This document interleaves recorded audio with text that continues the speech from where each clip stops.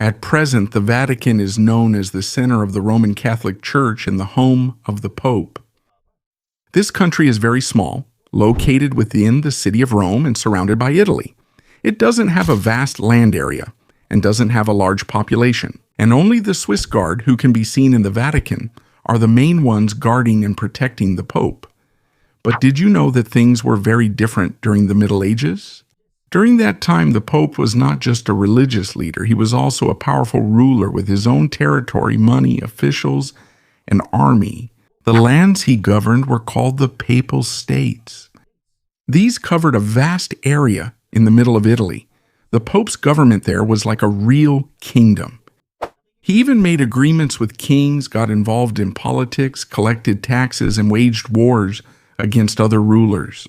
The popes back then also used mercenary soldiers who were paid to fight for them. So when people saw the symbol of the Pope at the front of an army, it was clear that they were not just fighting for religious reasons. This included land, power, money, and control over kingdoms. And this is where a big problem began. As the government of the popes became richer and more powerful, more people began to question whether the church was still heading in the right direction. For them, Jesus taught simple living, humility, and service. But some of those who led the church lived in grand palaces, meddled in wars, and acted like kings. The problem got even worse when the popes moved from Rome to Avignon in France. From 1309 to 1377, consecutive popes lived in Avignon instead of Rome, and all of them were French. They didn't build an ordinary house for them. The palace of the popes in Avignon looks like a huge fortress. Its walls are very thick, and it's clear that it was built not only as a religious center, but also as the home of a powerful leader. Even though they were in France, the popes continued to govern their territories in Italy. They sent officials and soldiers to protect their power. But many people in Rome were not pleased. For them, the Pope should be in Rome, because the city has long been connected to St. Peter and the leadership of the church. They also didn't like how it seemed that France had too much influence over the Pope. When Pope Gregory XV returned to Rome, many hoped that the problem would finally be resolved.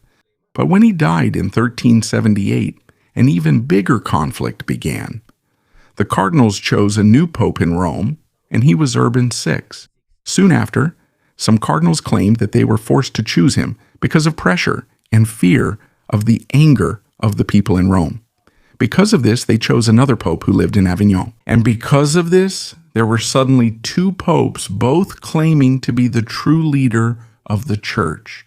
It wasn't just church officials who were divided. The kingdoms in Europe were also split. Some countries sided with the pope in Rome, while others supported the pope in Avignon. Often, their choice depended not only on religion, but also on their political alliances and enemies. This problem was called the Western Schism. It was like an organization with two people, both claiming to be the true leader. Both of them had their own officials, their own supporters, and their own orders. But the conflict didn't end there. In 1409, some cardinals called a council in Pisa. Their plan was to remove the two rival popes and choose a new leader. On paper, the solution was simple. But the two popes refused to step down, so instead of solving the problem, it only got worse. From two popes, there were now three simultaneously claiming authority. There was a pope in Rome, a pope in Avignon, and a third pope chosen by the council in Pisa. Each one had his own cardinals, his own officials, and countries backing him. For the ordinary Christian at that time, this was a huge problem. Whom should they follow? Who was the true pope? If they were supporting the wrong leader, what would happen to the priests and bishops appointed by him? And if all three sides were saying that the others were enemies of the church, who was telling the truth? Because of this, people's trust in the leadership of the church was gradually destroyed. It doesn't mean that they lost their faith in God. What they questioned was the character and power of the people leading the church. One of the first people brave enough to criticize this was John Wycliffe, an English priest, theologian, and teacher at Oxford. For Wycliffe, The Pope should not be considered the highest authority and should not be regarded as infallible in all things. He believed that the most important basis of Christian teaching is the Scriptures or the Bible. He also criticized the excessive wealth of some church leaders and their involvement in politics.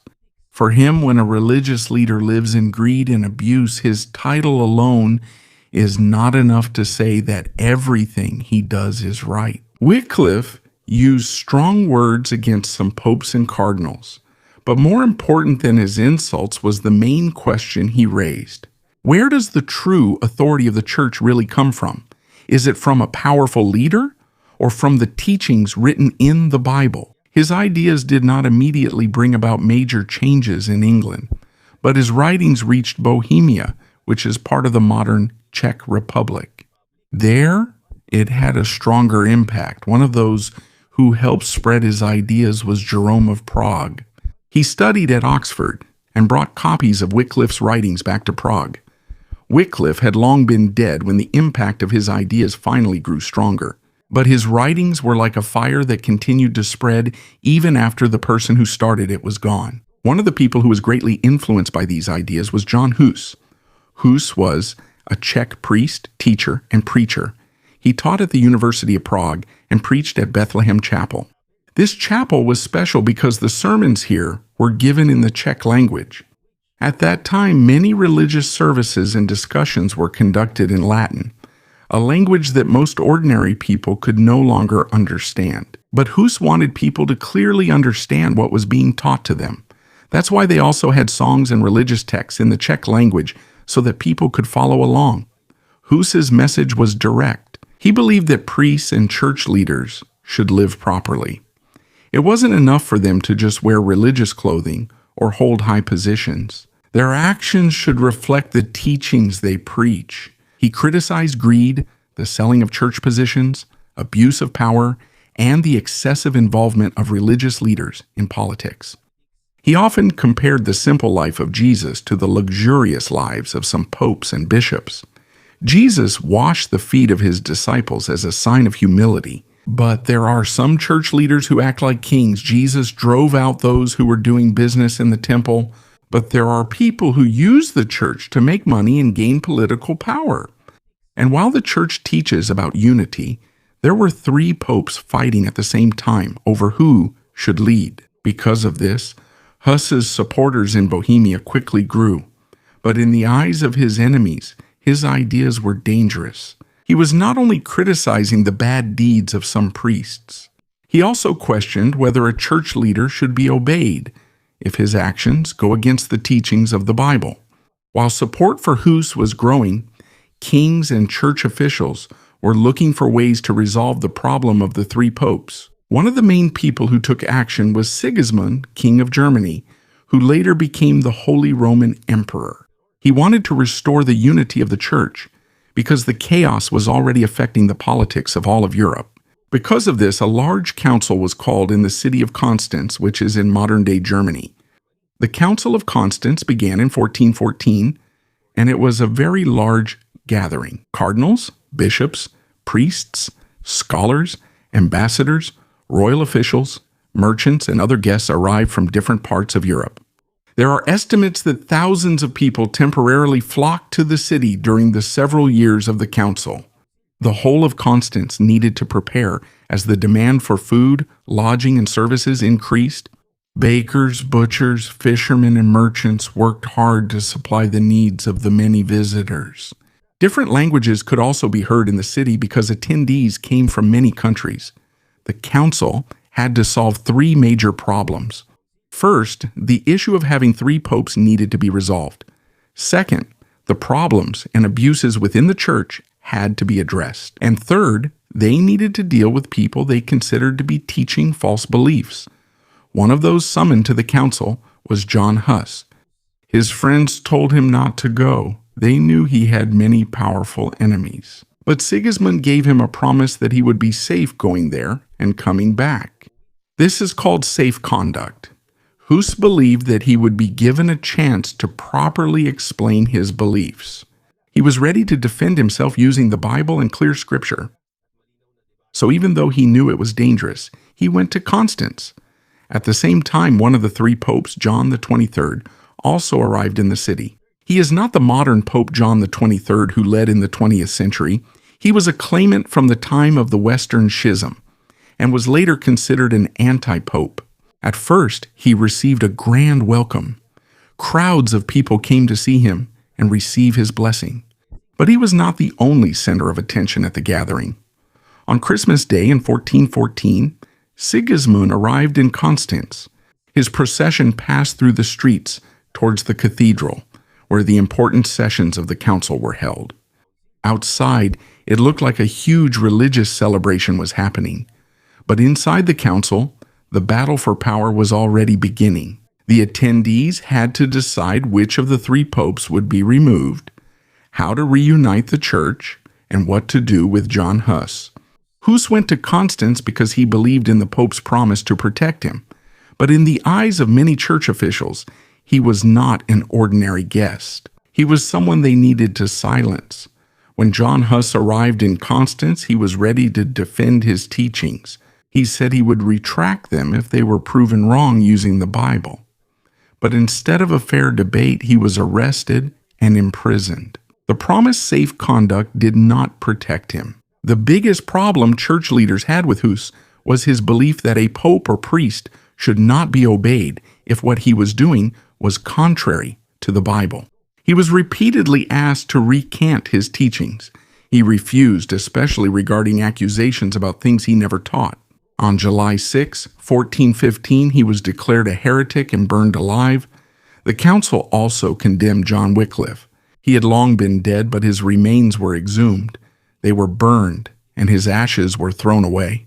The council thought that would end their influence. But their ideas only spread even more. The Council of Constance also resolved the problem of the rival popes. The claimants were removed, and on November 11, 1417, Martin V was chosen as the new pope. The division in the leadership of the Western Church ended. But in Bohemia, Huss was not considered a criminal. For his followers, he was a martyr. This is where the Hussite movement grew stronger. There were moderates who only wanted reforms in the church. There was also a radical group called the Taborites. They founded the town of Tabor in 1420. Their community was strict. The Bible was important to them, and some believed that the end of the world was near. They also built a strong army under the leadership of John Ziska. Because most of his soldiers were ordinary citizens, they used wagons as defense. They connected these together to form a wall, while the soldiers behind used crossbows, guns, and spears. Because of this strategy, they were able to defeat the larger armies sent against them several times. The chalice became their symbol. They insisted that not only priests should drink wine during communion, but also ordinary people.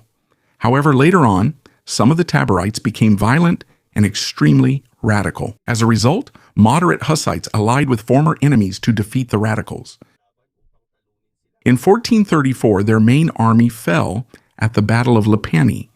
Even though they were enemies of Rome, they were admired for one thing. They had a deep knowledge of the Bible. An Italian churchman even reported that many ordinary Hussites were more familiar with the scriptures than some priests in Italy. While there was turmoil in Bohemia, a new era was beginning in Florence. The city was wealthy because of trade, textiles, and banking. Its gold florin was one of the most important currencies in Europe. The Renaissance also flourished here. The renewed study of knowledge, art, and ideas from ancient Greece and Rome. Artists and thinkers gave more attention to people, nature, science, engineering, and the world as it really is. This can be seen in the large dome of the Florence Cathedral, designed by Filippo Brunelleschi. It was a very difficult engineering project and became a symbol of the new abilities of mankind. Guilds and wealthy banking families also played a big role by funding art and churches. The most powerful among them was the Medici family. Their leader, Cosimo de' Medici, was not a king, but he had strong influence in politics, business, art, and religion. He helped fund the San Marco Monastery, which became a center for prayer, study, and art. In Florence, it was clear that a new world was being formed. But the old question remained: how can faith, money, power, and new knowledge be combined without destroying the true purpose of religion. At the San Marco Monastery, you can see how the Renaissance combined faith and a new kind of art. The monks' rooms were decorated with frescoes by Fra Angelico. These include his famous Annunciation and other images about the life of Jesus. Cosimo de' Medici also had his own room there. It was simple compared to his luxurious life, but it was still bigger than the usual monks' rooms. Fra Angelico's paintings are religious, but the faces and movements of the people look more natural. They no longer appear distant or emotionless. They look like real people experiencing sadness, joy, and fear.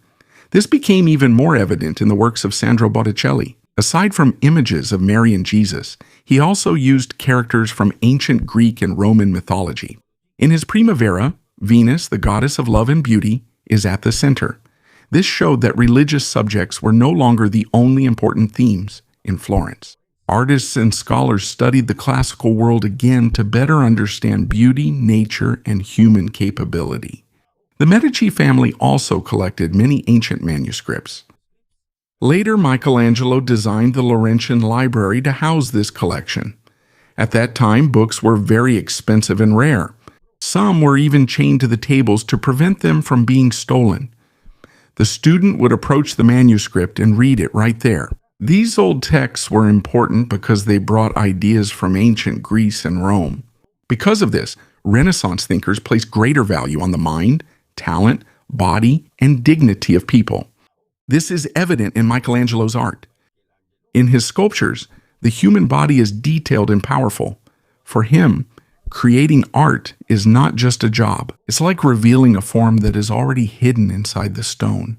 Even religious art became closer to ordinary life. The images of Mary looked like a real young mother. Jesus, on the other hand, was shown as a cheerful, happy baby, not just as a distant symbol of religion. The Della Robbia family also made many colorful terracotta sculptures of Mary and the child Jesus. The works of Luca della Robbia for the Florence Cathedral showed children singing, dancing, and praising God. The Renaissance showed that art can be religious while also celebrating life and humanity. But while Florence was flourishing, the situation in Rome was very different. When Pope Martin V arrived there in 1420, the government was weak and many of the buildings were damaged or neglected. Even the once powerful Roman Forum was being used for other ordinary purposes. So the popes began to restore the city. They repaired the roads, churches, and water supply. But practical needs were not the only reason. They also wanted to restore the trust and power of the papacy. The popes knew that ordinary people could feel power more easily when they saw it in large and beautiful buildings. So they used art and architecture to show that the church was strong once again. The biggest symbol of this was the new St. Peter's Basilica. Its construction began in 1506 during the time of Pope Julius XVI. Many famous architects and artists worked on it. Among them were Bramante, Michelangelo, and Bernini. It took more than a century before it was finally completed in 1626. Its size, dome, sculptures, and decorations all convey a clear message. After a long period of division and decline, Rome was returning as the center of a powerful church.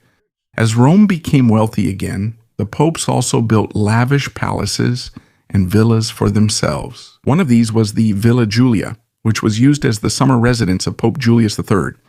With every new construction, ancient statues were being unearthed beneath the city. These included the Laocoon and the Apollo Belvedere, which became major inspirations for Renaissance artists. Even though these statues came from pagan Greece and Rome, the popes still collected them. For the humanists during the Renaissance, these showed the beauty, strength, and capability of the human body. One of the well-known humanist popes was Pius II. Before he became a priest, he was first a writer and a diplomat. He even wrote a romantic novel. But when he became pope, he led more cautiously and tried to distance himself from some of his previous writings. The use of power for family interests worsened during the time of Pope Sixtus IV. He appointed many of his relatives as cardinals. This practice of giving positions to one's own family is called nepotism. Sixtus was also the one who had the Sistine Chapel built, which was named after him. His time showed the two faces of the Renaissance papacy. There was strong support for art, but family politics was also very influential. The period that followed, under Pope Alexander VI from the Borgia family, became even more controversial. There is evidence that he used money and political deals to gain support for his election as pope. He also gave high positions to his children and relatives, including Cesare Borgia. There are also many stories about scandals in his palace, but some of the most intense stories came from the enemies of the Borgia, and not all of them can be proven true. Nevertheless, it is clear that his leadership became a symbol of corruption, family ambition, and excessive mixing of religion and politics. Because of this, anger grew in Florence under the leadership of the Dominican friar Girolamo Savonarola. He directly criticized the greed, luxury, and corruption of the leaders in Italy, especially the Pope. He believed that God would punish Italy if the people did not change. In 1497, his followers held what was called the Bonfire of the Vanities. They burned things they considered symbols of luxury and sin, such as playing cards, cosmetics, expensive clothes, and some books and paintings. But when Savonarola criticized the authority of Pope Alexander VI, he was excommunicated from the church. Florence's business was also at risk due to pressure from Rome. Support for Savonarola gradually faded. He was arrested, tortured, and in 1498 he was hanged and burned along with his two fellow friars. But the question of whether one should obey a pope accused of corruption did not end with him. After Alexander, Pope Julius II came, who was called the warrior pope. He did not just send armies. He personally joined military campaigns to reclaim the territories of the Papal States. At the same time, he was also one of the biggest patrons of Renaissance art. He was the one who started the construction of the new St. Peter's Basilica. He also commissioned Michelangelo and Raphael to create important works in the Vatican. During his time, the Swiss Guard was also formed in 1506. But contrary to popular stories, there is no strong evidence that Michelangelo designed their current uniform. The popes also used paintings to strengthen their political authority. Stories about Emperor Constantine were painted in the Vatican, including his victory in battle and his conversion to Christianity. There is also an old document called the Donation of Constantine. It claims that Constantine gave the Pope the right to rule over vast territories. But in the 1440s, the humanist scholar Lorenzo Valla proved that the document was a forgery. He used language analysis and showed that there were words that were not yet in use during Constantine's time. Even though it was known to be a forgery, the story of Constantine continued to be used in art and propaganda to show the power of the papacy. But in 1527, the image of powerful Rome collapsed.